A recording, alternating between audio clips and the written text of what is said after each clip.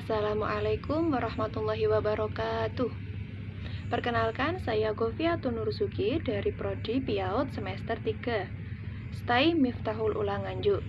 Di sini saya akan mempresentasikan makalah tafsir Tarbawi yang diampu oleh Ibu Siti Mahmuda MA dan yang bertema ayat tentang ilmu pengetahuan dalam Al-Quran. Ilmu pengetahuan adalah merupakan salah satu isi pokok kandungan kitab suci Al-Quran.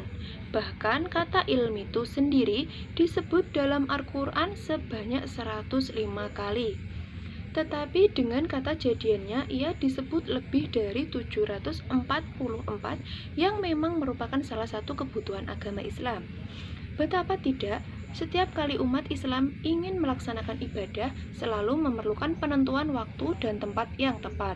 Umpamanya melaksanakan sholat, penentuan awal bulan Ramadan, pelaksanaan haji, semuanya punya waktu-waktu tertentu. Ayat-ayat Al-Quran sebagai pengingat bahwasannya menuntut ilmu itu penting dan tidak ada batasan mengenai itu. Seperti yang tertera dalam surat Al-Fatir ayat 28, yang menjadikan orang yang berilmu menjadikanmu semakin sadar akan hal baik atau buruk seperti firman Allah di bawah ini. A'udzu billahi minasyaitonir rajim. Bismillahirrahmanirrahim. Wa minan nasi wad-dawabi wal an'ami mukhtalifun alwanu kadzalik innama yakhshallahu min ibadihil ulama innallaha azizul ghafur. Yang artinya, dan demikian pula di antara manusia, makhluk yang bergerak dan bernyawa, dan hewan-hewan ternak, ada yang bermacam-macam warna dan jenisnya.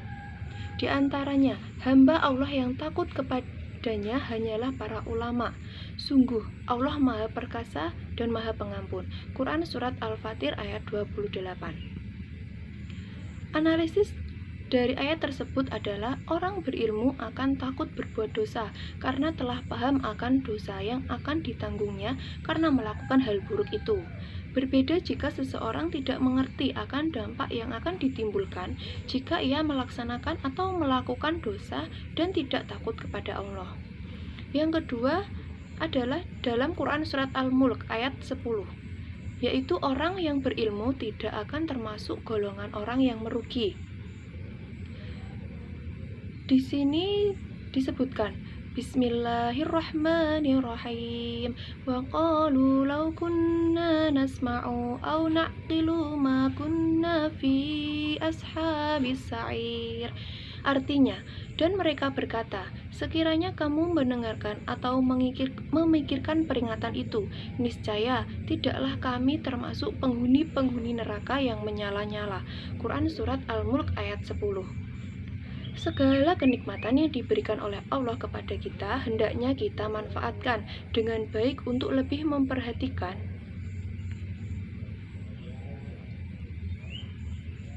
dan mempelajari segala sesuatu dengan baik agar tidak termasuk golongan orang-orang yang merugi.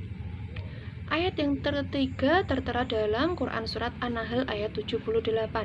Sejak dalam kandungan hingga lahir ke dunia, kita telah diberi oleh Allah 3 hal penting yang dapat dimanfaatkan untuk meraih ilmu.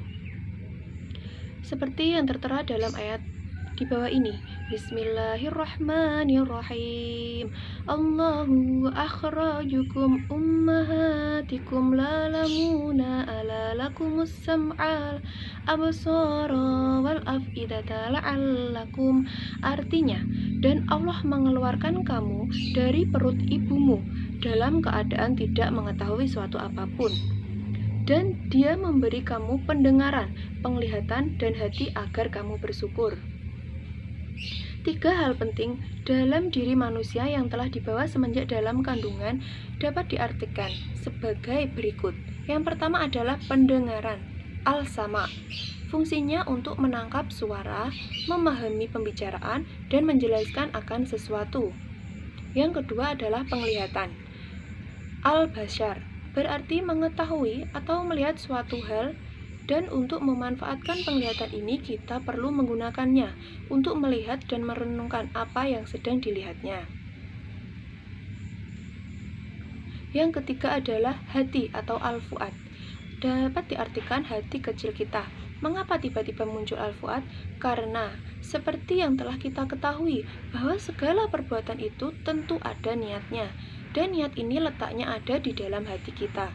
Jika niatnya baik, maka hasilnya pun insya Allah akan baik. Sekian presentasi dari saya. Apabila ada kurang lebihnya, saya mohon maaf yang sebesar-besarnya. Semoga dapat bermanfaat. Wabillahi taufiq wal hidayah. Wassalamualaikum warahmatullahi wabarakatuh.